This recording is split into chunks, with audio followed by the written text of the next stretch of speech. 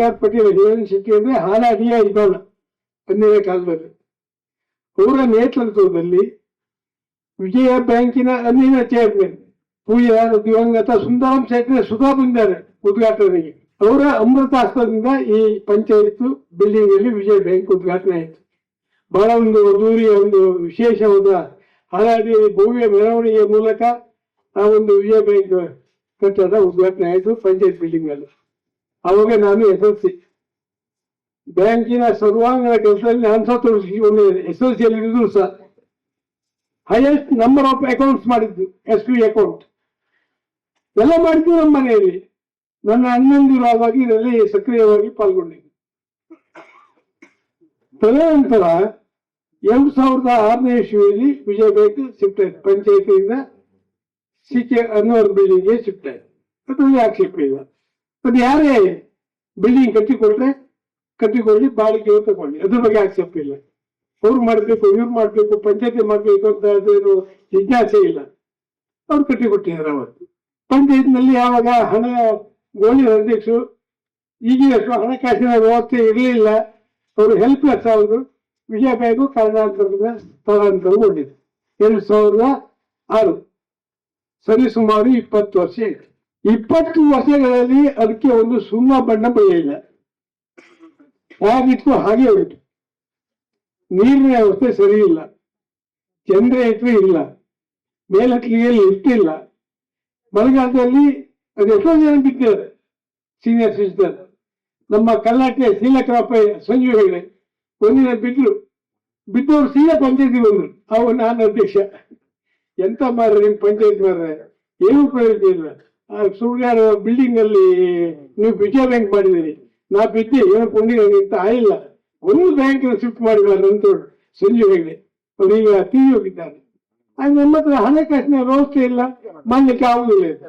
ಆರು ಕಳೆದ ಸಾರಿ ನಾನು ಅಧ್ಯಕ್ಷರಾದಾಗ ಇದೇ ರೀತಿ NREG ದುಡ್ಡು ಹಾಕಿ ಮಾಡುದು ಅಂತ ಪ್ಲಾನ್ ಮಾಡ್ತು. ಪಂಚಾಯತ್ನ ಸ್ವಲ್ಪ ದುಡ್ಡು ಹಾಕಿ NREG ಸ್ವಲ್ಪ ಹಣ ಹಾಕಿ ಮಾಡುದು ಅಂತ ಮಾಡ್ತು. ಆವಾಗ ನಮ್ಮ ಪಂಚಾಯತ್ PDO ವಸಂತ್ ಅವ್ರು ಹೇಳಿದ್ರು, ಸರ್ ನೀವು ಹೋದ್ರೆ ಉಂಟಲ್ಲ ಈ ಒಂದು 10-20 ಲಕ್ಷ NREG ಹಾಕ್ಬೇಕಾಗ್ತದೆ. ಅದನ್ನ ಯಾರ್ಯಾರೋ ಅಕೌಂಟಿಗೆ ಹೋಗ್ತದೆ ಹಣ, ನಿಮ್ ತಗೊಳ್ಲಿಕ್ಕೂ ಕಷ್ಟ. ಕೆಲವರು ಬ್ಯಾಂಕಲ್ಲಿ ಓಲ್ಡ್ ಇದ್ರೆ ಆ ಓಲ್ಡ್ ಅಕೌಂಟಿಗೆ ಹಣ ಹೋಗ್ತದೆ, ನಿಮ್ಗೆ ತುಂಬಾ ಕಷ್ಟ ಆಗ್ತದೆ. ಈ ದುಸ್ಸಾಹಸಕ್ಕೆ ನೀವು ಕೈ ಹಾಕುದು ಬೇಡ ಸರ್, ಬಹಳ ಕಷ್ಟ ಅಂತ ಹೇಳಿದ್ರು. ವಸಂತ್ ಅಂತ ಈ ಪಂಚಾಯತ್ ಕಂಡಂತ ಒಬ್ಬ ಒಳ್ಳೆಯ ಅಭಿವೃದ್ಧಿ ಅಧಿಕಾರಿ. 15 ವರ್ಷ ನಮ್ಮ ಪಂಚಾಯತ್ ಇದ್ದಾರೆ. ಅಂತ ಅಭಿವೃದ್ಧಿ ಅಧಿಕಾರಿ ಕಾಣಲಿಕ್ಕೆ ಸಿಗ್ಲಿಕ್ಕಿಲ್ಲ. ಅಷ್ಟು ನಿಷ್ಠಾವಂತ ಅವ್ರು ಯಾವುದೇ ಫೈಲ್ ತಂದಿರಲಿ, ನಾವು ಫೈಲ್ ನೋಡುದೇ ಇಲ್ಲ, ಕಣ್ಣು ತೀರಿಸಿದೆ. ಅದು ಅಷ್ಟು ಒಳ್ಳೆ ಅಷ್ಟು ನಮಗೆ. ಹಾಗೆ ಅದು ಬೇಡ ಅಂತ ನಾವು ಸುಮ್ಮನೆ ಕಂಡೆ. ಈ ಅಶೋಕ್ ಶೆಟ್ಟಿ ಈಗ ಅದಕ್ಕೆ ಕೈ ಹಾಕಿದ್ದೆ. NREG ದುಡ್ಡು ಹಾಕಿ ವಾಣಿಜ್ಯ ಕಟ್ಟಡ ಕಟ್ಟಲಿಕ್ಕಿಲ್ಲ, ಕಾನೂನು ಇರ್ತದೆ, ಅಲ್ಲಂತ ಹೇಳುವುದಿಲ್ಲ. ಆದರೆ ಜನರ ಹಿತದೃಷ್ಟಿಯಿಂದ, ಜನರ ಬಯಕೆಯಂತೆ ಜನರಿಗೆ ಏನ್ ಬೇಕು, ಗ್ರೌಂಡ್ ಫ್ಲೋರ್ ಅಲ್ಲಿ ವಿಜಯ ಬ್ಯಾಂಕ್ ಬೇಕು. ಅಲ್ಲಿ ಯಾವುದೇ ಮೂಲ ಸೌಕರ್ಯ ಇಲ್ಲ. ಕರೆಂಟ್ ಅವರು ಜನರೇಟರ್ ಸ್ಟಾರ್ಟ್ ಮಾಡೋರಿಲ್ಲ. ಮಳೆಗಾಲದಲ್ಲಿ ವಿಜಯ ಬ್ಯಾಂಕಿನ ಯಾವುದೇ ಗೋಡೆ ಮುಟ್ಟಿ ಶಾಕ್ ಹೊಡಿತದೆ. ಅಲ್ಲಿ ಆ ವಿಜಯ ಬ್ಯಾಂಕಿನ ಸ್ಟಾಫ್ ಇದ್ದದೆ, ಅಯ್ಯೋ ಅದು ಹೇಳಿ ಸಾಧ್ಯ ಇಲ್ಲ. ಎಲ್ಬಿಟ್ಟು ಶಾಕ್. ಸಮರ್ಪಕವಾದ ವಿದ್ಯುತ್ ವ್ಯವಸ್ಥೆ ಇಲ್ಲ. ಆ ರೀತಿ ಪರಿಸ್ಥಿತಿ. ಕಮರ್ಷಿಯಲ್ ಬಿಲ್ಡಿಂಗ್ ಹಾಕ್ಲಿಕ್ಕೆ ಇಲ್ಲ. ಅದು ಒಂದುಂಟು. ನಾವು ಈಗ NREG ದುಡ್ಡು ಹಾಕಿ ಅದೇನೋ ಸಿಕ್ಕಿದೆ, ಅದು ಹೆಂಡು ತಗೊಳ್ಳುವಾಗ ಸೋಷಿಯಲ್ ವೈಟ್ ಆದಂತ ಬಿಲ್ಡಿಂಗ್ ಅನ್ನು ಪಂಚಾಯತ್ ಸುಪರ್ದಿಗೆ ತಗೊಂಡು ತದನಂತರ ಕಮರ್ಷಿಯಲ್ಗೆ ಕೊಡ್ಬೋದು. ಅಶೋಕ್ ಶೆಟ್ಟಿ ಜನರ ಹಿತದೃಷ್ಟಿಯಿಂದ ಕಾನೂನನ್ನು ಬೆಂಡ್ ಮಾಡಿದ್ದಾರೆ, ಬ್ರೇಕ್ ಮಾಡಲಿಲ್ಲ. ಜನರ ಹಿತದೃಷ್ಟಿಗೋಸ್ಕರ ಕಾನೂನನ್ನು ಖಂಡಿತ ಬೆಂಡ್ ಮಾಡ್ಬೋದು. ಅವ್ರು ಬ್ರೇಕ್ ಮಾಡಲಿಲ್ಲ. ಅಥವಾ ಅದರಲ್ಲಿ ಒಂದೇ ಒಂದು ಪೈಸಾ ಸ್ವಜನ ಪಕ್ಷಪಾತ ಅಶೋಕ್ ಶೆಟ್ಟಿ ಮಾಡಲಿಲ್ಲ. 20 ಲಕ್ಷ NREG ದುಡ್ಡು ಅಷ್ಟು ಆಗುದಿಲ್ಲ. ಯಾರಾದ್ರೂ ಹೆಸರು ಅಕೌಂಟ್ ಆಗಬೇಕು, ಬಹಳ ಕಷ್ಟ ಉಂಟು. ಭಗೀರಥ ಪ್ರಯತ್ನ ಮಾಡಬೇಕು. ಗೊತ್ತಿದ್ದವರಿಗೆ ಗೊತ್ತುಂಟು, ಅದು ಬಹಳ ರಿಸ್ಕು. ಕಡೆಗೆ 10 ಲಕ್ಷ ಇಟ್ಟರೆ 3 ಲಕ್ಷದಿಂದ ಡ್ರಾ ಆಗಿದೆ. 10 ಲಕ್ಷದಲ್ಲಿ ಅದು ಅಷ್ಟು ಅಶೋಕ್ ಶೆಟ್ಟಿ ಬರ್ಸಿದ್ದಾರೆ. ಬರ್ಸ್ಬೇಕಂತ ನಾವು ಕಾನೂನು ಪ್ರಕಾರ ಹೋರಾಟ ಕೊಟ್ಟು ಮಾಡ್ಬೋದು. ಆದರೆ ಅವ್ರನ್ನ ಬರ್ತಿದ್ದಾರೆ. ಈಗ ಯಾವುದೇ ಭ್ರಷ್ಟಾಚಾರ ಆಗಲಿಲ್ಲ. ನಾನಲ್ಲ, ಗೋಳಿಯರು ಅಧ್ಯಕ್ಷ ಆದ ನಂತರ, ಅದಕ್ಕಿಂತ ಮುಂಚೆ ನಾನು ಪಂಚಾಯತಿ ಬರಲಿಲ್ಲ. ಗೋಳಿಯರು ಅಧ್ಯಕ್ಷ ಆದರೆ ಪಂಚಾಯತಿನ ಸಮಸ್ಯೆ ಇತ್ತು. ಒಂದೇ ಒಂದು ಪೈಸಾ ಯಾರಿಗೂ ಸಹ ಭ್ರಷ್ಟಾಚಾರ ಮಾಡಲಿಲ್ಲ. ನಾನು ಸಹ ಕಳೆದ 15 ವರ್ಷದಿಂದ ಮೆಂಬರ್ ಆಗಿದೆ. 7 ವರ್ಷ ಅಧ್ಯಕ್ಷ ಆಗಿದ್ದೆ. ಈಗ ಅಶೋಕ್ ಶೆಟ್ರು ಅಧ್ಯಕ್ಷ, ಮೊದಲು ಗೋಳಿಯರು ಅಧ್ಯಕ್ಷ. ಈ ಪಂಚಾಯತ್ನಲ್ಲಿ ಅಧಿಕಾರಿಗಳಾಗಲಿ, ಯಾವುದೇ ಸ್ಟಾಫ್ ಆಗಲಿ, ಯಾವುದೇ ಪಂಚಾಯತ್ ಮೆಂಬರ್ ಆಗಲಿ, ಯಾರು 1 ರೂಪಾಯಿ ಭ್ರಷ್ಟಾಚಾರ ಮಾಡಲಿಲ್ಲ ಅಂತ ನಾವು ಎಲ್ಲರತ್ತಿ ಹೇಳ್ತೇವೆ. ಅಂತ ಎಲಿಗೇಷನ್ ಇದೆ ಬಂದು ಪಂಚಾಯತ್ ಈ ಮೀಟಿಂಗ್ ಅಲ್ಲಿ ಮಾಡ್ಬೇಕು. ಎಲ್ಲೋ ಕೂತ್ಕೊಂಡು ಯಾವುದೋ ಮೀಡಿಯಾದಲ್ಲಿ ಹಾಕಿ ಅದು ವಾಟ್ಸಪ್ಪಿಗೆ, ಫೇಸ್ಬುಕ್ ಯಾವ್ದಾದ್ರು ನಂಗೆ ಗೊತ್ತಿಲ್ಲ, ಯೂಟ್ಯೂಬ್ ಎಲ್ಲ ಹಾಕ್ತಾರಂತೆ. ನಂಗೆ ಗೊತ್ತೇ ಇಲ್ಲ. ನಾನು ವಿಚಾರ ಹೇಳಿದ್ರು ಎಂತ ಕೇಳಿ ಎಲ್ಲ ಬೈದೆಲ್ಲ ಮಾರ ಪಂಚಾಯತ್ ಅಂತ ಹೇಳಿದ್ರು. ನಾಲ್ಕು ನೋಡ್ಲಿಕ್ಕೆ ಆಗುದಿಲ್ಲ. ಅದರಲ್ಲಿ ಬರೋದು 180 ಸುಳ್ಳು.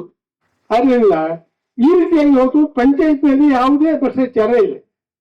ಹಾಲಾಡಿ ಜನತೆಗೆ ಮಾತ್ರವಲ್ಲ, ಪರಿಸರದ ಎಲ್ಲರಿಗೂ ರಟ್ಟಾಡಿ, ಮೈನ್ಕೋಡು, ಅಮಸ್ವೈಲು, ಬೆಳ್ಳೆ ಎಲ್ಲ ಕಷ್ಟ ಮಾಡಿದ್ದಾರೆ. ಎಲ್ಲರಿಗೂ ಸುಸಜ್ಜಿತವಾದ ಬಿಲ್ಡಿಂಗ್ ಇದೆ. ನಾನು ಹೇಳಿದೆ ಮಾಲೀಕರಿಗೆ, ನೋಡಿ ಒಂದು ಲಿಫ್ಟ್ ಮಾಡಿ, ಮತ್ತೆ ಮೇಲಿಂದ ನೀರು ಬಿಟ್ಟು ಅದನ್ನು ಸ್ವಲ್ಪ ಮಾಡುವ ಉದ್ದ ಮಾಡಿ, ಕರೆಂಟ್ ಶಾಕ್ ಹಾಕಿ ಇನ್ಸಮ್ ಮಾಡಿ, ಒಂದು ಒಳ್ಳೆ ಹೊಸ ಜನರೇಟರ್ ಹಾಕಿ, ಒಂದು ಗುಜರಿ ಜನರೇಟರ್ ತಂದಿಟ್ಟಿದ್ದಾರೆ. ಅದನ್ನು ಸ್ಟಾರ್ಟ್ ಮಾಡಲಿಕ್ಕೆ ಬ್ಯಾಂಕ್ ಸ್ಟಾಪ್ ಹೋಗ್ಬೇಕು. ನೀರಿಲ್ಲ, ಪಂಚಾಯತ್ ನೀರು ಕೊಂಡೋಗಿದ್ದಾರೆ. ಒಂದು ಸರಿ ಮಾಡಿ ಮಾರ್ರೆ ಹೇಳ್ತಾ ಇದ್ದೆ. ಅದಕ್ಕೆ ಅವ್ರು ಹೇಳಿದ್ರು, ನಮ್ಮ ಈ ಬಾರಿಗೆ ಎಲ್ಲ ಇಲ್ಲ ಮಾರ್ರೆ ಅಂತ ಹೇಳಿದ್ರು. ನಾನು ಹೌದು ಅಂತ ಎನ್ಸ್ಕೊಂಡೆ. ಈ ಬಾರಿಗೆ ನಮ್ಮ ಕೈ ಇಲ್ಲ ಅಂತ ಎನ್ಸ್ಕೊಂಡೆ. ಬ್ಯಾಂಕಿನಲ್ಲಿ ನಾವು ಹೋದಾಗ ಹೇಳ್ತಾರೆ ಸ್ವಲ್ಪ ಮೀಟರ್ ಒಂದು ಬಿಲ್ಡಿಂಗ್ ಆಗಬೇಕು. ನನ್ನ ಜಾಗದಲ್ಲಿ ಬಿಲ್ಡಿಂಗ್ ಕಟ್ಟುದು ಅಂತೇಳಿ ಎಲ್ಲ ಇನ್ಸ್ಪೆಕ್ಷನ್ ಆಗಿದೆ. ನಾನು ಕನ್ವರ್ಷನ್ ಮಾಡಿದೆ, 1.5 ಲಕ್ಷ ಖರ್ಚು ಆಯ್ತು ನಮ್ಗೆ. ಬ್ಯಾಂಕ್ ಸಡನ್ ಇಲ್ಲಿ ಹೋದು. ನಾನು ಹೇಳಲೇ ಇಲ್ಲ. ಅಲ್ಲ, ನಂಗೆ ಕಟ್ಟಿಕೊಂಡಿಗೆ ಪ್ರವೇಶವಿಲ್ಲ. ಯಾಕಂತ ಬ್ಯಾಂಕಿಗೆ ಅದು ಸರ್ಕಾರದ ದುಡ್ಡು.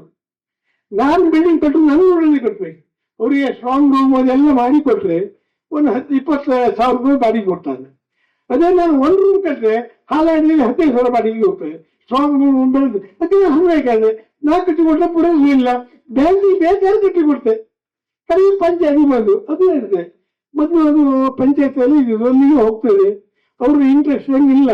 ನಾನು ಹೇಳಿದೆ ಅವರಿಗೆ, ಬ್ಯಾಂಕ್ ಬಿಲ್ಡಿಂಗ್ ಖಂಡಿತ ಹೋಗ್ತದೆ ಅನ್ನೋದ್ರೆ ಒಂದು ಲಿಫ್ಟ್ ಹಾಕಿ ಮತ್ತೆ ಮೇಲೆ ನೀರು ಬಿಡುವುದೆಲ್ಲ ಅವಾಯ್ಡ್ ಮಾಡಿ ಅಂತ ಹೇಳಿದ್ರೆ, ನನಗೆ ಬಾಡಿಗೆ ಹಾಕತ್ತಿಲ್ಲ ಅಂತ ಹೇಳಿದ್ರು. ಕಡೆಗೆ ಇಲ್ಲಿಗೆ ಬರೋದು ಗಟ್ಟಿ ಆಯ್ತು ಅಂತ ಕೂಡಲೇ ಅವ್ರು ಯಾರು ಕುಟ್ಟಿ ಕೊಡುದು ಅಂತ ಹೇಳ್ಕೊಡ್ತಾರೆ. ಪ್ರಾಚಾರ್ಯ ಅಶೋಕ್ ಶೆಟ್ಟಿ ಯಾರು ಅಲ್ಲಿ ಅವರು ಈ ಎಲಿಗೇಷನ್ ಮಾಡಿದ್ದಾರೆ. ಈ ಎಲಿಗೇಷನ್ ಏನು ಸತ್ವ ಇಲ್ಲ, ಏನು ಸತ್ವ ಇಲ್ಲ. ಟೋಟಲಿ ಮೂಲಭೂತ ಸೌಕರ್ಯ ಆ ಬಿಲ್ಡಿಂಗ್ ಅಲ್ಲಿ ಇಲ್ಲ. ಅದು ಬ್ಯಾಂಕಿಗೆ ಸೂಕ್ತವಾದ ಪ್ಲೇಸು ಅಲ್ಲ. ಈಗ ಎಲ್ಲರಿಗೂ ಕಾಲ್ಗೆಂಟು, ಸೀನಿಯರ್ ಸಿಟಿಜನ್ ಮಾತ್ರ ಅಲ್ಲ, ಹೆಚ್ಚಿನವರಿಗೆ ಕಾಲ್ಗೆಂಟು. ಒಂದು 10-12 ಸೀನಿಯರ್ ಸಿಟಿಜನ್ ಇದ್ದಾರೆ. ಪಂಚಾಯತಿಗೆ ಒಂದು ಬೇಡಿಕೆ ಇಟ್ಟಿದ್ದಾರೆ. ಈ ಎಲ್ಲ ಕಾರಣಗಳಿಂದ ಬ್ಯಾಂಕ್ ಬಿಲ್ಡಿಂಗು ನೆಲ ಅಂತಸ್ತಿಗೆ ಬರುವುದು ಒಳ್ಳೆಯದು. ಅದು ಯಾರೇ ಕಟ್ಟಿಕೊಳ್ಳಿ, ಪಂಚಾಯತ್ ಕಟ್ಟಿಕೊಳ್ಳಿ, ಯಾರು ಪ್ರೈವೇಟ್ ಯಾರು ಮುಂದೆ ಬರ್ತಾರೆ ಅವರು ಯಾ ಬ್ಯಾಂಕಿನವರು ಬಂದಿದ್ದಾರೆ. ಅಶೋಕ್ ಶೆಟ್ಟಿ ಭ್ರಷ್ಟಾಚಾರ, ಅದರಲ್ಲಿ ಭ್ರಷ್ಟಾಚಾರ ಆಗಿದೆ ಅಂತ ಪಾಪು ಅವರಿಗೆ ಮುಂದೆ 20 ದಿವಸ ನಿಲ್ಲುವುದಿಲ್ಲ. ಅವರು ಪಂಚಾಯತ್ ಹೆಲ್ತ್ ಹಾಳಾಗಿದೆ ಅಂತಾರೆ. ಅದು ಹೌದು ಸ್ವಲ್ಪ. ಯಾಕಂದ್ರೆ ಸ್ವಲ್ಪ ಬೆಳಿಗ್ಗೆ 10 ಗಂಟೆಗೆ ಬಂದು 5 ಗಂಟೆ ಪಂಚಾಯತ್ ಅಲ್ಲಿ ಇರ್ತಾರೆ. ಅಧಿಕಾರಿಗಳಿಗೆ ಬಹಳ ಕಷ್ಟ, ಬಹಳ ಕಷ್ಟ. ಒಂದು ಕಿರಿಕಿರಿ ಅಶೋಕ್ ಶೆಟ್ಟಿ ಬೇರೆ ಮಾಡ್ಕೊಂಡ್ರೆ ಹೇಳ್ತಾರೆ. ಅಧಿಕಾರಿಗಳಿಗೆ ಸ್ಟಾಫ್ಗಳಿಗೆ ನಾವು ಅಧ್ಯಕ್ಷೆಯಾಗಿ ಹಸ್ತಕ್ಷೇಪ ಮಾಡ್ತಾ ಇದ್ರೆ ಅಧಿಕಾರಿಗಳಿಗೆ ಕಷ್ಟ, ಕೆಲಸ ಮಾಡಿ ಕಷ್ಟ ಆಗ್ತದೆ. ಅಶೋಕ್ ಶೆಟ್ಟಿ ಹೇಳ್ತಿ, ಬಹಳ ಪೀಡ್ಸಿಗೆ ಹೋಗ್ಬೇಡಿ, ಪಂಚಾಯತಲ್ಲಿ ಏನು ಇಲ್ಲ, ಏನು ಅನುದಾನ ಇಲ್ಲ, ನಾವು ಮಾಡಿದ ಇನ್ನೊಂದು ಅಂತ ನಿರ್ಣಯ, ಒಂದು ನಿರ್ಣಯ ಕಾರ್ಯಕ್ಕೆ ಬರುವುದಿಲ್ಲ. ನಿರ್ಣಯ ಮಾಡಿ ಕೊಡ್ಸೋದು, ಇಷ್ಟು ಪೇಪರ್ ಶಾಯಿ ಖರ್ಚು, ಅದು ಒಂದೇ ಒಂದು ನಿರ್ಣಯಕ್ಕೂ ಕಾಸಿನ ಬೆಲೆ ಇಲ್ಲ ಹೇಳ್ತಾರೆ. MLA ಅವರು ಹೇಳ್ತಾರೆ, ಗ್ರಾಮ ಪಂಚಾಯತ್ ಅಂದ್ರೆ ಸರಿಯಾಗಿ ಹೇಳ್ತಾರೆ, ಇವರು ವೆರಿ ಪವರ್ಫುಲ್. ಖಾಲಿ ಮಾತಲ್ಲಿ ಒಂದು ಮೋರಿ ಮಾಡ್ಲಿಕ್ಕೆ ದುಡ್ಡು ಇಲ್ಲ, ಒಂದು ರಸ್ತೆ ಮಾಡ್ಲಿಕ್ಕೆ ದುಡ್ಡು ಇಲ್ಲ. ಮತ್ತೆ ಇಂಥ ಪರಿಸ್ಥಿತಿ. ಅಶೋಕ್ ಶೆಟ್ಟಿ ಸಿಕ್ಕಿದ ಲಾಭ ಅಂತ ಹೇಳಿದ್ರೆ 7.5 ವರ್ಷದಲ್ಲಿ ಒಂದು ಫೈಲ್ 4-4 ಸರಿ ನೋಡ್ತಾ ಇದ್ರು. 4-4 ಸರಿ, ಒಂದ್ಸರಿ ಅಲ್ಲ 4-4 ಸರಿ ಕೊಟ್ಟಂತೆ ಅವರ ಹೆಲ್ತ್ ಸ್ವಲ್ಪ ಹಾಳಾಗಿದೆ. ಮತ್ತೆ ಅಶೋಕ್ ಶೆಟ್ಟಿ ಇರುವುದು ಈ ರಾಜಕಂಡ ಒಬ್ಬ ಪರಿಶುದ್ಧ ರಾಜಕಾರಣಿ. ಪ್ರತಾಪ್ ಸಿಂಗ್ ಶೆಟ್ಟಿ ಒಟ್ಟಿಗಿರು ಪ್ರತಾಪ್ ಶೆಟ್ಟಿ ಪರಿಶುದ್ಧ ರಾಜಕಾರಣಿ, ಅದ್ರ ಬಗ್ಗೆ ಎರಡು ಮಾತಿಲ್ಲ. ಕ್ಲೀನ್ ಇಮೇಜ್, ಅತ್ಯಂತ ಪ್ರಾಮಾಣಿಕ ವ್ಯಕ್ತಿ ಪ್ರತಾಪ್ ಶೆಟ್ಟಿ. ಅವರೊಟ್ಟಿಗೆ ಇರುವ ಅಶೋಕ್ ಶೆಟ್ಟಿ ಭ್ರಷ್ಟಾಚಾರ ಮಾಡ್ಬೇಕಾದ್ರೆ ಅವರ ಎದೆ ಗುಂಡಿಗೆ ಎಷ್ಟು ಕಟ್ಟಿರ್ಬೇಕು ಅಲ್ಲ, ನಾವು ಅಂದು ಮಾಡಬೇಕಲ್ಲ. ಅಶೋಕ್ ಶೆಟ್ಟಿ ಯಾರೊಟ್ಟಿಗಿದ್ದಾರೆ, ಬೇರೆ ಅಪ್ಪ MLA ಒಟ್ಟಿಗೆ ಇವ್ರು ಅಪ್ಪ ಮಾಡ್ತಾರೆ ಅಂತ ಹೇಳ್ಬೋದು. ಆದ್ರೆ ಪ್ರತಾಪ್ ಶೆಟ್ಟಿ ಆಗಲ್ಲ. ಅತ್ಯಂತ ಪರಿಶುದ್ಧ ರಾಜಕಾರಣಿ, ಈ ರಾಜ್ಯದಲ್ಲಿ ಕಂಡಂತ ಧೀಮಂತ ವ್ಯಕ್ತಿ. ಅಂತವರೊಟ್ಟಿಗೆ ಅವರು ಅಶೋಕ್ ಶೆಟ್ಟಿ ಮಾಡಿ ಸಾಧ್ಯ ಉಂಟಾ? ಪಾಪ 4 ವರ್ಷ ದಂಡ ಕಟ್ಟಿದ್ದಾರೆ. ಅವ್ರು ಯಾರು ಕೊಡುದು ಅಲ್ಲ, ಎಲಿಗೇಷನ್ ಮಾಡಿ ಕೂಡ ಕಟ್ಟಿದ್ದಾರೆ. ಅವರು ಆಚೀಚೆ ನೋಡ್ಲೇ ಇಲ್ಲ, ಹೋಗಿ 3,70,000 ಎಷ್ಟು ಕಟ್ಟಿದ್ದಾರೆ. ಮತ್ತೆ ಪಂಚಾಯತ್ ಜನರನ್ನು ಕುಳಿಕೊಳ್ತಾರೆ. ಜನರ ಬೇಡಿಕೆ ನಮ್ಗೆ ವಿಜಯ ಬೇಕು, ಗ್ರೌಂಡ್ ಹೋರಲ್ಲಿ ಬೇಕು, ಮೇಲೆ ಹತ್ಲಿಕ್ಕೆ ಆಗುವುದಿಲ್ಲ. ಪಂಚಾಯತ್ ಯಾಕೆ ಇರುವುದು? ಜನರ ಅನುಕೂಲಕ್ಕೆ ಸ್ಪಂದಿಸಲಿಕ್ಕೋಸ್ಕರ ಪಂಚಾಯತ್ ಇರುವುದು. ಕಾನೂನು ಅಂತ ಕೂತ್ಕೊಂಡ್ರೆ ಏನ್ ಮಾಡ್ಲಿಕ್ಕೆ ಆಗುದಿಲ್ಲ. ಸ್ವಲ್ಪ ಕಾನೂನು ಬಿಡ್ ಮಾಡ್ಬೇಕಂತೆ, ಅದನ್ನ ಅಶೋಕ್ ಮಾಡಿದ್ದಾರೆ. ಅದು ತಪ್ಪಂತ ಹೇಳಿ. ಮತ್ತೆ ಭ್ರಷ್ಟಾಚಾರ ಆಗಿದೆ, ಊರಿನವರು ಆಕ್ರೋಶಗೊಂಡಿದ್ದಾರೆ. ಯಾರಪ್ಪ? ನಾನು ನೋಡ್ತಿದ್ದೆ ಇಬ್ಬರೇ, ಇಬ್ರು 3 ಜನ ಇದ್ದಾರೆ. ಒಬ್ಬರು ಗ್ರಾಮದವರು ಅಲ್ಲ, ಇಬ್ಬರಿದ್ದಾರೆ. ಜನರು ಆಕ್ರೋಶಗೊಂಡಿದ್ದೀಗ ಅವ್ರ ಮೇಲೆ. ಯಾರು ಎಲಿಗೇಷನ್ ಮಾಡಿದ್ದಾರೆ ಅವ್ರ ಮೇಲೆ ಜನರು ಆಕ್ರೋಶಗೊಂಡಿದ್ದಾರೆ. ಎಲ್ಲ ಜನರು ಆಕ್ರೋಶಗೊಂಡಿದ್ದಾರೆ. ಒಂದು ಒಳ್ಳೆ ಕಾರ್ಯ ಆಗ್ತಾ ಇರುವಾಗ ಅದಕ್ಕೆ ವಿಘ್ನವನ್ನು ತಂದು ಒಟ್ಟಿನಿಂದ ಅವ್ರ ಮೇಲೆ ಜನ ಆಕ್ರೋಶಗೊಳ್ತಾರೆ. ಮತ್ತೆ ಹೆಚ್ಚಿಗೆ ಏನು ಮಾತಾಡಲಿಕ್ಕೆ ಬಯಸುವುದಿಲ್ಲ. ಮ್ಯಾಟ್ರ್ ಇಷ್ಟೇ, ಅನಾನುಕೂಲವಾದ ಬಿಲ್ಡಿಂಗ್ ಅಲ್ಲಿ ಬ್ಯಾಂಕ್ ಉಂಟು. ಈಗ ಅನುಕೂಲವಾಗುವ ಬಿಲ್ಡಿಂಗ್ ಬ್ಯಾಂಕ್ ಬರ್ಬೇಕು ಬೇಡವರು. ಆ ಬಿಲ್ಡಿಂಗ್ ಅಲ್ಲಿ ಏನೂ ಇಲ್ಲ. ಬ್ಯಾಂಕಿನವರು ಅವ್ರಿಗೆ ಹೇಳಿದ್ದಾರೆ ಸ್ವಲ್ಪ ಸಮ್ಮಡಿ ಕೊಡಿ ಅಂತ ಹೇಳಿದ್ದಾರೆ. ಅದಕ್ಕೆ ಅವರು ಸ್ಪಂದಿಸಲಿಲ್ಲ. ನಾನು ಹೇಳ್ತೇನೆ, ಊರಿನವರು ತುಂಬಾ ಜನ ಹೇಳಿದ್ದಾರೆ ಬ್ಯಾಂಕ್ ಸರಿ ಇಲ್ಲ ಮರೆ, ಹತ್ಲಿಕ್ಕೆ ಆಗುದಿಲ್ಲ, ಮಳೆಗಾಲದಲ್ಲಿ ನೀರು ಬೀಳ್ತಾ ಇದ್ದಾರೆ. ಅದಕ್ಕೆ ಅವರು ಸ್ಪಂದನೆ ಮಾಡಲಿಲ್ಲ. ಈಗ ಜನರಿಗೆ ಅನುಕೂಲವಾಗುವ ಬಿಲ್ಡಿಂಗ್, ಮತ್ತೆ ಅಲ್ಲಿ ಪಾರ್ಕ್ ಹೇಳ್ತೀವಿ, ಪಾರ್ಕಿಂಗ್ ಮಾಡಿ ಹೋಗ್ಲಿಕ್ಕೆ ಸಾಧ್ಯ ಇಲ್ಲ. ಬ್ಯಾಂಕ್ ಮೇಲೆ ಬಿಡಿ, ಎಂಟ್ರೆನ್ಸ್ ಇಲ್ಲ. ಈಗ ಎಸೆನ್ಸಿಯಲ್ ಒಂದು ಡ್ರೈನೇಜ್ ಮಾಡಿದ್ದಾರೆ, ಸ್ವಲ್ಪ ಸಮಾಧಾನ. ಮೊದಲಲ್ಲಿ ಒಳಗೆ ಹೋಗ್ಲಿಕ್ಕೆ ಜಾಗ ಇಲ್ಲ, ದೊಡ್ಡ ಹೊಂಡ ಒಂದು, ಯಾರು ಬಿದ್ದು ಕಾಲು ಮುರಿದು ಹೋಗ್ಲಿಲ್ಲ. ಆ ರೀತಿ ಅವ್ರ ವ್ಯವಸ್ಥೆ. ಅವ್ರಿಗೆ ಏನ್ ಮಾಡ್ತದೆ ಹೇಳ್ತಲ್ಲ. ಈಗ ನಮ್ಗೆ ಫ್ರೆಂಡ್ ಮೊದಲಲ್ಲ, ನಮ್ಗೆ ಇತ್ತೀಚೆಗೆ ಕಾರಣ ಫ್ರೆಂಡ್ಶಿಪ್ ಆಗಿದೆ, ಚಿಕ್ಕ ಬಿದ್ದೆ ಸ್ವಲ್ಪ. ಆದ್ರೆ ಸರಿ ಅನ್ಬೇಕು, ತಪ್ಪು ಅನ್ಬೇಕು ಅಲ್ಲ. ಒಂದು ದಾರಿ ಸಂಬಂಧ ಅವ್ರಿಗೆ ಎಂತ ಇಲ್ಲ, ಅಕೌಂಟಿಗೆ ಬಿತ್ತಂತ ಅದನ್ನ ವಾಪಸ್ ತೆಗೆದಿಲ್ಲ, ಏನಿಲ್ಲ ಅಕೌಂಟಿಗೆ ಬಿಡ್ಬೇಕು. ಅದು ಯಾವ ನೋಡಿ ಯಾರು ತರೋದಿಲ್ಲ, ಹಾಗೆ ಅವರ ಬರುತ್ತೆ. ಅದು ಯಾಕೆ ಗೊತ್ತಿಲ್ಲ. ಅವ್ರ ತಂದೆ ದಿವಂಗತ CK ಮೈ, ಇಲ್ಲಿ ಸೆಕ್ಯೂರಿಟಿ ಇನ್ಸ್ಪೆಕ್ಟರ್ ಆಯ್ತು ಕುಂದಾಪುರದಲ್ಲಿ. ಎಕ್ಸ್-ಮಿಲಿಟರಿ ಪೂಜ್ಯರು, ಒಳ್ಳೆಯ ವ್ಯಕ್ತಿ. CK ಮೈಮಿಸೆ ಬಹಳ ಒಳ್ಳೆಯದು. ನಂಗೆ ಅವ್ರಿಗೆ ನಿಕಟ ಸಂಪರ್ಕ ಇತ್ತು. ಅಂತ ವ್ಯಕ್ತಿ CK ಮೈ. ನಾನು ಹೇಳಿದೆ, ಒಂದು CK ಮೈ ಹೆಸರಲ್ಲಿ ಸೆಟ್ಲ್ ಮಾಡಿ ಸಾಲ, ನೀವು ಸ್ವಲ್ಪ ಜಾಗ ಬಿಟ್ಕೊಳ್ಳಿ, ನಿಮ್ಗೆ ಬೇಕಾದ ಜಾಗ ಉಂಟು ನೋಡ್ರೆ ಒಂದು ಒಳ್ಳೆ ಸರ್ಕಲ್ ಮಾಡಿ CK ಮೈ ಸರ್ಕಲ್ ಅಂತ ಹಾಕಿದ್ರೆ ನಿಮ್ಮ ತಂದೆ ಮನೆ ಹೆಸರು ಬರ್ತದೆ. ಅವರು ಬಹಳ ಹೆಸರು ಮಾಡಿದವರು, ಸರ್ಕಲ್ ಇನ್ಸ್ಪೆಕ್ಟರ್ ಆಗಿ ಸಹ ಒಳ್ಳೆ ಹೆಸರು ಮಾಡಿದವರು, ಬಹಳ ಒಳ್ಳೆ ಹೆಸರು ಮಾಡಿದವರು. ಎಕ್ಸ್-ಮಿಲಿಟರಿ ಆಗಿ ಸಹ ಹೆಸರು ಮಾಡಿದವರು ಹೇಳಿದ್ದಾರೆ. ಅವ್ರು ಯಾವುದು ಕೇಳಲಿಲ್ಲ. ಈಗ ಏನಿಲ್ಲ, ನೀವೆಲ್ಲರೂ ಒಪ್ಪಿದ್ದೀರಿ ವಿಜಯ ಬ್ಯಾಂಕ್ ಇಲ್ಲಿ ಬರ್ಬೇಕಂತ. ಎಲ್ಲರ ಒಕ್ಕೂರಲ್ಲ ಅಭಿಪ್ರಾಯ, ವಿಜಯ ಬ್ಯಾಂಕು ಪಂಚಾಯತ್ ಬಿಲ್ಡಿಂಗ್ಗೆ ಬರಬೇಕು. ಖಂಡಿತ ಆ ಬಿಲ್ಡಿಂಗ್ಗೆ ಬರ್ತದೆ, ಇದರಲ್ಲಿ ಯಾರಿಗೂ ಸಂಶಯ ಬೇಡ. ನಿಗದಿತ ಸಮಯದಲ್ಲೇ ಬರ್ತದೆ. ಅದ್ದೂರಿಯ ಸಮಾರಂಭದೊಂದಿಗೆ ಉದ್ಘಾಟನೆಗೊಳ್ತದೆ. ಒಂದು VR ನೇತೃತ್ವ, ಸಭಾಪತಿಗಳ ಪ್ರದರ್ಶಿಸಬೇಕು. ಮತ್ತೇನು ಉಂಟ, ಮೊನ್ನೆ ಮಾಜಿ ಸಭಾಪತಿಗಳು, ಮಾಜಿ ಶಾಸಕರಾದ ಶ್ರೀನಿವಾಸ ಶೆಟ್ಟರು, ಹಾಲಿ ಶಾಸಕರಾದ ಕಿರಣ್ ಬಾಬು, ಕುಂದಾಪುರ ಕ್ಷೇತ್ರ ಪುಣ್ಯ ಮಾಡಿದೆ. ಕೆಲವು ವರ್ಷ ಪ್ರತಾಪ್ ಶೆಟ್ಟಿ ಶಾಸಕರಾಗಿದ್ದರು. ತದನಂತರ ಶ್ರೀನಿವಾಸ ಶೆಟ್ಟರು, ಈಗ ಕಿರಣ್ ಬಾಬು, 3 ಜನ ಈ ರಾಜ್ಯ ಕಂಡ ಅತ್ಯುತ್ತಮ ಶಾಸಕರು. ಯಾವುದೇ ಅಭಿಪ್ರಾಯ ಇಲ್ಲ. ಅವರ ಎದುರು ನಿಲ್ಲಿಕ್ಕೆ 224 ಜನ ಶಾಸಕರಲ್ಲಿ ಯಾರೂ ಇಲ್ಲ. ಅಷ್ಟೊಂದು ಪಾರದರ್ಶಕ. ಕಿರಣ್ ಖಡ್ಗೆಯವರು ಅವರ ಹೆಜ್ಜೆ ಮೇಲೆ ಹೆಜ್ಜೆ ಇಟ್ಟು ಹೋಗ್ತಿದ್ದಾರೆ. ಪ್ರತಾಪ್ ಶೆಟ್ಟಿ, ಶ್ರೀನಿವಾಸ ಶೆಟ್ಟಿ ಅವ್ರ ತರಹದ ಹೆಜ್ಜೆ ಕುರಿತು ಇಟ್ಟು ಹೋಗಿದ್ದಾರೆ. ಅವರ ಮಾರ್ಗದರ್ಶನದಲ್ಲಿ ಈ ಪಂಚಾಯತ್ ಮುಂದುವರಿತಿದೆ. ಖಂಡಿತ ಅವರು ಭ್ರಷ್ಟಾಚಾರ ಮಾಡಲಿಕ್ಕೆ, ತಪ್ಪು ಮಾಡಲಿಕ್ಕೆ ಖಂಡಿತ ಬಿಡುವುದಿಲ್ಲ, ಒಪ್ಪುವುದೂ ಇಲ್ಲ. ಆದ್ರೆ ಬಂಧುಗಳೇ, ನೀವೆಲ್ಲ ಬೆಂಬಲ ಕೊಡಿ. ಈ ಪಂಚಾಯತ್ ಮೀಟಿಂಗ್ಗೆ ವಿಜಯ ಬ್ಯಾಂಕ್ ಬನ್ನಿ, ಗ್ರೌಂಡ್ ಫ್ಲೋರ್ನಲ್ಲೇ ಅದು ಉದ್ಘಾಟನೆ ಆಗ್ತದೆ. ಅಶೋಕ್ ನೀವು ಯಾವುದೇ ಸ್ವಲ್ಪ ಅಶೋಕ್ ಬಂದು ಕೂಡ ಸ್ವಲ್ಪ ಇದಾಗಿದೆ, ವಿಚಲಿತವಾಗಿದೆ, ನನ್ನ ಮೇಲೆ ಆರೋಪ ಬಂತಲ್ಲ ಅಂತ ಬರ್ತದೆ. ಒಂದ್ಸರಿ ನೋಡ್ತೀನಿ, ಯಾವ್ದು ಒಂದು ಪೇಪರ್ ಅಪ್ಪ, ಆ ಪೇಪರ್ ನಾನು ನೋಡಲೇ ಇಲ್ಲ, 15 ವರ್ಷ ಆಯ್ತು ನೋಡ್ತೀನಿ. ಹಾಲಾಡಿಯಲ್ಲಿ ಪಂಚಾಯತ್ ಅಧ್ಯಕ್ಷ ತುಕ್ಲಕ್ ಬರ್ಬಾರ್ದಂತ ಹಾಲಾಡಿ ಎಲ್ಲ ಪೇಪರ್ ಹೋಗಿದೆ. ಆ ಪೇಪರ್ ನಮಗೆ ಉಂಟ. ಈಗ ನಾನು ಹೇಳ್ತೀನಿ, ಯಾರು ಅಪ್ರಾಮಾಣಿಕರಿದ್ದಾರೆ ಅವರಿಗೆ ನಾನು ತೊಗೊಳಕ್ಕೆ ನಾನು ತೊಗೊಳ್ಳಿ, ನಂಗೆ ನಾನು ಕನೆಕ್ಟ್ ಮಾಡ್ತಿದ್ದಾರೆ ಅವರು. ಈಗ ಈ ಸಿಕ್ಕಿ 4 ದಿನಕ್ಕೆ ಒಂದು ಪೇಪರಲ್ಲಿ ಗೋಟಾಡಿ ಹಾಲಾಡಿ ಹೊರತು ಮಾಡಿ ತೊಕ್ಲಕ್ ಬರ್ಬಾರ ಎಲ್ಲ ನಮ್ಮನಿಲ್ಲ ಪೇಪರ್ ಸರಿ ಎಲ್ಲ ಫೋನ್ ಮಾಡಿದ್ರು. ಪೇಪರ್ ಮೆಸರು ಹೋರೆ ಎಂದು ಹೇಳಿ ತುಗ್ಲಕ್ ಬರ್ಬಾರ ಅಂದ್ರು. ಕೆಲವರಿಗೆ ನಾವು ತುಗ್ಲಕ್ಕೆ ಅಂತ ಹೇಳಿದ್ರು. ಅಲ್ಲ ಎಂತ ಹೇಳುದು ಅಲ್ಲ, ಸರಿ ಅದು ಸರಿ, ತಪ್ಪಾದ ತಪ್ಪು. ನಾನು ತಪ್ಪಿಬಿಟ್ಟು ಯಾವತ್ತು ರಾಜಿ ಮಾಡ್ಕೊಂಡು ನೋಡೋಲ್ಲ. ಅಥವಾ ಭ್ರಷ್ಟಾಚಾರ, ನಾನು 7 ವರ್ಷ ಪಂಚಾಯತ್ ಚೇರ್ಮನ್ ಆಗಿದೆ, 1 ರೂಪಾಯಿ ಭ್ರಷ್ಟಾಚಾರ ಮಾಡಿಲ್ಲ. ಕೈಗೆ 7-8 ಲಕ್ಷ ಹೋಗಿದೆ. ಮನೆ ಕಟ್ಟಿ ಕೋಲಿಗೆ ಬಂದವ್ರಿಗೆ ಮನೆ ಕಲ್ಲಿ ಕಲ್ಲು ಹಾಕಿದ್ದೇನೆ, ಹೊಯ್ಗೆ ಹಾಕಿದ್ದೇನೆ, ಹಣ ಕೊಟ್ಟಿದ್ದೇನೆ, ಎಲ್ಲ ಸಹಾಯವನ್ನು ಮಾಡಿದ್ದೇನೆ.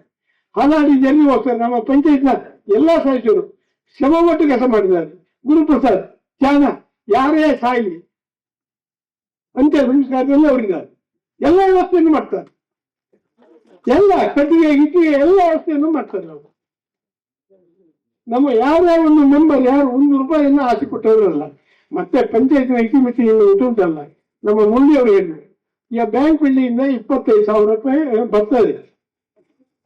ಪಂಚಾಯತಿಗೆ ಆದಾಯ ಬಂದ್ರೆ ಮಾತ್ರ ಸರ್ಕಾರ ಕೊಡೋದು ಬಿಡಿಗಾಸು ಕೊಡು, ಅದರಲ್ಲಿ ಏನ್ ಮಾಡ್ಲಿಕ್ಕೂ ಸಾಧ್ಯ ಇಲ್ಲ. ಪಂಚಾಯತಿನ ಆದಾಯವನ್ನು ಹೆಚ್ಚಿಸಬೇಕು. ಈಗ ಇದು ಬಿಲ್ಡಿಂಗ್ ಮತ್ತು ಈ ಮೀಟಿಂಗ್ಗೆ ಸಂಬಂಧಪಟ್ಟ ವಿಷಯ ಹಾಗಾದಲ್ಲಿ ಎಲ್ಲ ಅಂಗಡಿ ಕೊಂಡಿದೆ, ಎಲ್ಲ ಸರ್ಕಾರದ ಜಾಗದಲ್ಲಿ ಇದೆ, ಎಲ್ಲ ಅಂಗಡಿ ಕೊಂಡು ಎಲ್ಲರಿಗೂ ಒಳ್ಳೆಯ ವ್ಯಾಪಾರ ಇದೆ. ನಾನು 1 ವರ್ಷ ರಿಕ್ವೆಸ್ಟ್ ಮಾಡ್ತೇನೆ, ದಯವಿಟ್ಟು ಪಂಚಾಯತಿಗೆ ಏನಾದರೂ ಕೊಡಿ, ಒಂದು ಸಣ್ಣ ಅಮೌಂಟ್ ಕೊಡಿ. 50-60 ಅಂಗಡಿ ಕೋಣೆಗಳು ಇರುವಾಗ ಸಣ್ಣ ಅಮೌಂಟ್ ಕೊಟ್ಟರು ದೊಡ್ಡ ಅಮೌಂಟ್ ಆಗ್ತದೆ. ನಮ್ಗೆ ಏನಾದರೂ ಕೆಲಸ ಮಾಡಲಿಕ್ಕೆ ಹೆಲ್ಪ್ ಆಗ್ತದೆ. 1 ವರ್ಷ ಸಿಗ್ಬೋದು. ನಾವು ಅಂಗಡಿ ಕೊಟ್ಟು ಕಟ್ಕೊಂಡಾಯ್ತು ಎಲ್ಲ ಆಯ್ತು, ನಮ್ದು ಯಾರು ಏನ್ ಮಾಡ್ತಾರೆ ಅಂತ ಅಲ್ಲ, ಏನ್ ಮಾಡ್ರಂದ್ರು ಕೇಳಿದ್ರೆ ಮಾಡಿ ತೋರಿಸ್ಬೇಕಾಗ್ತದೆ ಅಲ್ಲ, ಏನ್ ಮಾಡ್ತಾರೆ ಮಾಡಿ ತೋರಿಸ್ಬೇಕಲ್ಲ. ಪಂಚಾಯತಿಗೆ ಅಧಿಕಾರ ಉಂಟು. 1. 2ನೇದಾಗಿ ಹೈಕೋರ್ಟ್ನಿಂದ ಸ್ಪಷ್ಟ ಆದೇಶ ಉಂಟು. ಹೈಕೋರ್ಟ್ನಿಂದ ಅಂಗಡಿ ಕೋಣೆಗಳನ್ನ ಡೆಮಾಲಿಷ್ ಮಾಡಿದೆ. 10 ವರ್ಷ ಹಿಂದೆ ಹೈಕೋರ್ಟ್ ಆರ್ಡರ್ ಮಾಡಿದೆ, ಹಾಗಾಡಿಯ ಸರ್ಕಾರಿ ಜಾಗದಲ್ಲಿರುವ ಎಲ್ಲ ಅಂಗಡಿ ಕೋಣೆಗಳನ್ನ ಡೆಮಾಲಿಷ್ ಮಾಡಿ ಅಂತ. ಅದು ನಾವು ಮಾಡಲಿಲ್ಲ. ನಾನೇ ಇಲ್ಲಿ ಕೆಲವು ವಕೀಲ ಮುಖಾಂತರಕ್ಕೆ ಇದು ಮಾಡಿದೆ. ನಾನು ಅವ್ರಿಗೆ ಕೈ ಮುಗಿದು ರಿಕ್ವೆಸ್ಟ್ ಮಾಡ್ತೇನೆ, ವಾಲಂಟಿಯರ್ ಆಗಿ ನೀವೇ ಬನ್ನಿ, ಸಣ್ಣ ಅಮೌಂಟ್ ಅನ್ನು ಕಟ್ಟಿ, ನಿಮ್ಮ ಇನ್ಕಮ್ ಉಂಟು, ವ್ಯಾಪಾರ ಉಂಟು, ವ್ಯಾಪಾರ ಇದ್ದವರು ಸ್ವಲ್ಪ ಬಾಡಿಗೆ ನಿಮ್ಮ ಮನಸ್ಸಿಗೆ ಒಪ್ಪಿ ಸ್ವಲ್ಪ ಬಾಡಿಗೆಯನ್ನು ಪಂಚಾಯತಿ ಕಟ್ಟಿ ಪಂಚಾಯತಿನ ಇನ್ಕಮ್ ಅನ್ನು ಜಾಸ್ತಿ ಮಾಡುವ ಬಗ್ಗೆ ಸ್ವಲ್ಪ ಸಹಕಾರ ಕೊಡಿ ಅಂತ ಎಲ್ಲ ಅಂಗಡಿ ಕೋಣೆಗಳಲ್ಲಿ ಕೈ ಮುಗಿದು ಕೇಳ್ತೇವೆ.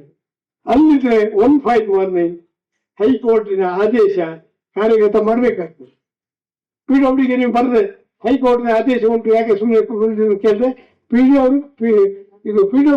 ಖಂಡಿತ ಮಾಡಬೇಕು. ಅದು ಪಂಚಾಯತ್ನ ದೌರ್ಬಲ್ಯ ಅಂತ ಎನ್ಕೊಳ್ಬೇಡಿ, ಪಂಚಾಯತ್ನಲ್ಲಿ ಮನಸ್ಸು ಮಾಡಿ ಮಾಡ್ಬೋದು. ಇದು ಈ ಸಂಬಂಧಪಟ್ಟದಲ್ಲ. ಆದ್ದರಿಂದ ಬ್ಯಾಂಕ್ ಬಿಲ್ಡಿಂಗ್ ಕೆಳಗೆ ಬರುವುದರಲ್ಲಿ, ಪಂಚಾಯತ್ ಬಿಲ್ಡಿಂಗ್ ಬರುವುದರಲ್ಲಿ ಹಾಗಾಗಿ ಒಬ್ಬರದ್ದು ಆಕ್ಷೇಪ ಇಲ್ಲ. ನೀವು ಖಂಡಿತ ಮುಂದುವರಿ ಅಂತ ನಾನು ಹೇಳ್ತೇನೆ.